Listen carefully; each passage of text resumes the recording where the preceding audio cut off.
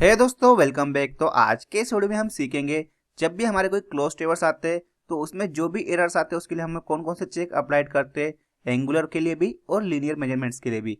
ये सारी चीजें हम इस वीडियो में पूरा डिटेल में समझेंगे, इसलिए इस वीडियो को पूरा एंड तक देखना, तभी आपको अच्छे से समझ में आएगा।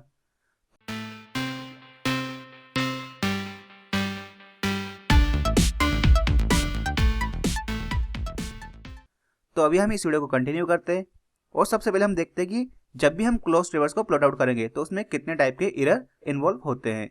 The error involves in the traversing are of two kinds, यानी जो हमारे क्लोज ट्रेवर्स होंगे उसमें जो एरर आएंगे वो मेनली दो टाइप से होंगे, या तो एंगुलर एरर होगा या तो लीनियर एरर होगा।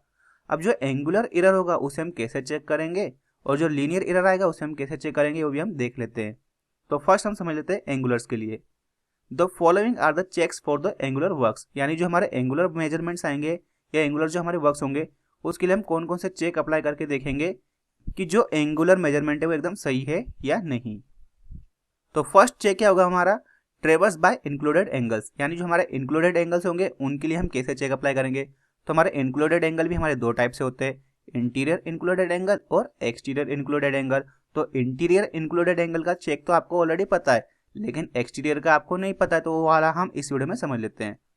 The sum of measure interior angles should be equal to n-2 into 180 degree, यानी जो हमारे इंटीरियर एंगल्स आएंगे उनका सम किसके इक्वल आना चाहिए, n-2 इंटू 180 डिग्री के इक्वल आना चाहिए। लेकिन जब हम एक्सटीरियर एंगल कैलकुलेट करेंगे तो उसको हम कैसे वेरीफाई करेंगे।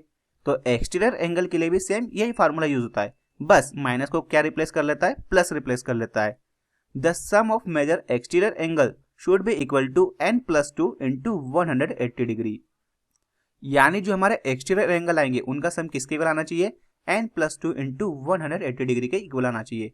और यहाँ पे जो n है दोनों फार्मूले में वो क्या है, हमारा नंबर ऑफ साइड या number of angles. Second, traverse by deflection angle. अब डिफ्लेक्शन एंगल क्या होता है वो समझो। तो डिफ्लेक्शन एंगल कैसे बोलेंगे, जैसे मान लो कि ये मेरा एक क्लोज ट्रेवर्स है, तो यहाँ पे मान लो कि ये मेरी लाइन A है, यहाँ पे जो पॉइंट आ रहा है वो B है और यहाँ पे एक पॉइंट आ रहा है जो C है, और इस टाइप से क्या होगा, हमारा क्लोज ट्रेवर्स हो गया। अब यहाँ पे जो AB लाइन है वो इसके आगे जो एक्सटेंड होती है, ये धीरे धीरे जो यहाँ पे एक्सटेंड हो रही है, और यहाँ पे जो एंगल बन रहा है तो उसको हम क्या बोलते हैं, डिफ्लेक्शन एंगल बोलते हैं in form of surveying. Compass surveying के लिए क्या होगा, हमारा डिफ्लेक्शन एंगल होगा, तो इसलिए हम इसको क्या बोलेंगे, डिफ्लेक्शन एंगल बोलेंगे। अब डिफ्लेक्शन एंगल के बारे में हम समझ लेते हैं कि उससे हम कैसे चेक अप्लाई करेंगे इन एंगुलर्स वर्क का। देन सेकंड चेक हमारा क्या है डिफ्लेक्शन एंगल के लिए, the algebraic sum of deflection angle should be equal to 360 degree, taking the right hand deflection angle as positive and left hand deflecting angles as negative.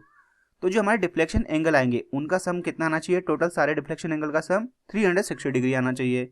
लेकिन अब 360 degree कैसे आना चाहिए, जो भी हमारे डिफ्लेक्शन एंगल राइट साइड में होंगे उनको हम क्या करना है, पॉजिटिव कंसिडर करना है, और जो भी डिफ्लेक्शन एंगल हमारे लेफ्ट हैंड साइड की ओर होंगे उन्हें हमें क्या करना है, नेगेटिव कंसिडर करना है।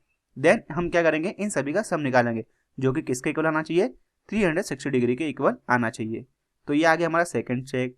Then last, traverse by direct observing of bearing, यानी जो हमारे साथ बियरिंग आएगी उनको भी हम ऑब्जर्व करके चेक कर सकते हैं कि जो हमारा क्लोज ट्रेवर्स है उसमें कोई एरर है या नहीं। अब तो हमारे पास बियरिंग भी दो टाइप की होती है, फोर बियरिंग और बैक बियरिंग। तो फोर बियरिंग और बैक बियरिंग का चेक हम कैसे करते हैं कि जो हमारी फोर बियरिंग और बैक बियरिंग है उनके बीच का डिफरेंस कितना आना चाहिए, 180 डिग्री आना चाहिए। तो देख लेते हैं। The fore bearing of last line should be equal to its back bearing plus minus 180 degree measure at the initial station, यानी जो फोर बियरिंग और बैक बियरिंग का डिफरेंस है वो प्लस माइनस 180 डिग्री आना चाहिए इक्वली, जिससे कि आप चेक कर सकते हैं कि जो बियरिंग है उसमें कोई एरर है या नहीं।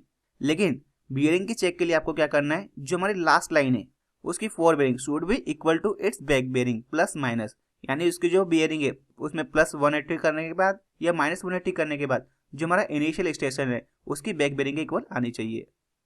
जब भी हम इंक्लूडेड एंगल कैलकुलेट करते थे तो उसमें मैंने आपको ये वाला फार्मूला बताया है ऑलरेडी। अभी हमारे जितने भी एंगुलर वर्क्स थे उन सभी के लिए चेक अप्लाई हो गए। अब हमारे जो लीनियर वर्क्स आएंगे, क्योंकि लीनियर एरर भी आते थे क्लोजिंग एरर में, तो उसके लिए क्या क्या चेक अप्लाई होंगे वो भी हम देख लेते हैं। First, loop ट्रेवर्स। तो लूप ट्रेवर्स आपको समझ में आ गए होंगे, ऐसे ट्रेवर्स जो एकदम क्लोज हो जाए उसको हम क्या बोलेंगे, लूप ट्रेवर्स। तो उसके लिए क्या क्या चेक है देख लेते हैं। The algebraic sum of all latitude should be equal to 0, the summation of all latitudes L1 plus L2 dash dash Ln, यानी जितने भी हमारी लाइंस रहेंगी उन सभी के लैटिट्यूड का समीशन कितना आना चाहिए, 0 आना चाहिए। यानी जो हमारे नॉर्दर्न लेटीट्यूड रहेंगे और जो हमारे साउदर्न लेटीट्यूड रहेंगे उनका सम इक्वल आना चाहिए, क्योंकि नॉर्दर्न लेटीट्यूड हमारे क्या होंगे पॉजिटिव और साउदर्न लेटीट्यूड हमारे क्या होंगे नेगेटिव, तो उनका सम इक्वल आएगा। तो उन दोनों का अगर हम सम करते हैं तो आंसर कितना आएगा 0 आएगा। तो इससे हम चेक कर सकते हैं। Second, the algebraic sum of all departure should be equal to 0, यानी जो हमारे डिपार्चर रहेंगे उनका सम भी कितना आना चाहिए 0 आना चाहिए। यानी जो हमारे पास मल्टीपल्स लाइन होंगी उन सभी के डिपार्चर का सम कितना आना चाहिए 0। यानी इस केस में जो हमारे ईस्टिंग डिपार्चर आएंगे उनका सम और जो हमारे वेस्टिंग डिपार्चर आएंगे उनका सम भी क्या होना चाहिए इक्वल, क्योंकि ईस्टिंग डिपार्चर हमारे क्या होंगे पॉजिटिव और वेस्टिंग डिपार्चर हमारे क्या होंगे नेगेटिव, और दोनों को सम करेंगे तो आंसर कितना आएगा 0। तो ये आ गया हमारे पास लूप ट्रेवर्स के लिए चेक। अब लिंक ट्रेवर्स के लिए, तो लिंक ट्रेवर्स समझो क्या होते हैं। जैसे मान लो मेरा कोई क्लोज ट्रेवर्स है, इस टाइप से वो परफॉर्म हो रहा है। अब यहाँ पे क्या हो रहा है, ये जियोग्राफिकली तो कनेक्ट नहीं हुए लेकिन मैथमेटिकली ये क्या होते हैं हमारे लिए क्लोज ट्रेवर्स होते हैं। तो इस टाइप के ट्रेवर्स को हम क्या बोलते हैं, लिंक ट्रेवर्स बोलते हैं। तो अब इनके लिए क्या चेक अप्लाई होगा वो भी हम देख लेते हैं। तो इनके लिए भी चेक किसके लिए होगा, लेटीट्यूड और डिपार्चर के लिए। तो देख लेते हैं, the algebraic sum of all latitude should be equal to difference in the latitude of final control point and initial control point. यानी जो हमारा अलजेब्रिक सम आएगा सारे लेटीट्यूड्स का वो किसके इक्वल आना चाहिए, जो हमारा लेटीट्यूड आएगा फाइनल कंट्रोल पॉइंट का उसमें से हम क्या करेंगे, जो हमारा इनिशियल कंट्रोल पॉइंट का लेटीट्यूड होगा उसे हम माइनस करेंगे। यानी summation of all latitude is equals to latitude of final control point minus latitude of initial control point. और सेम टू सेम यही चेक किसके लिए अप्लाई होगा, डिपार्चर के लिए भी सेम इसी वे में अप्लाई करेंगे। तो डिपार्चर के लिए भी हम देख लेते हैं, the algebraic sum of all departure should be equal to the difference in the departures of the final control point and the initial control point. यानी जो हमारे जितने भी डिपार्चर्स रहेंगे उनका सम किसके इक्वल आना चाहिए, departure of final control point minus departure of initial control point. तो जब हमारा क्या होगा, इसके लिए चेक अप्लाई हो जाएगा। अगर ये इक्वल आते हैं तो वहां पे कोई एरर नहीं आएगा। तो ये सारे चेक अप्लाई करते हैं हम लीनियर मेजरमेंट्स के लिए और एंगुलर मेजरमेंट्स के लिए इन क्लोज ट्रेवर्स कि हमारे पास कोई एरर है या नहीं। तो इस टाइप से हम चेक अप्लाई करेंगे एरर्स के लिए। तो आज के इस वीडियो में बस इतना ही। आई होप आपको ये वीडियो अच्छे से समझ में आ गया होगा। तो अगर वीडियो आपको समझ में आया और वीडियो आपके लिए हेल्पफुल है तो वीडियो को लाइक करना, साथ ही इस वीडियो को अपने दोस्तों के साथ जरूर शेयर करना जिससे उन तक भी इससे रिलेटेड इन्फॉर्मेशन पहुंच सके। इसके अलावा अगर आप हमारे चैनल पर नए तो चैनल को जरूर सब्सक्राइब करना और साथ में बेल का आइकन प्रेस कर देना जिससे कि आपको आने वाली वीडियोस की नोटिफिकेशन मिल सके। तो मिलते हैं नेक्स्ट वीडियो में, जब तक आप सभी अपना ध्यान रखना। Thank you so much.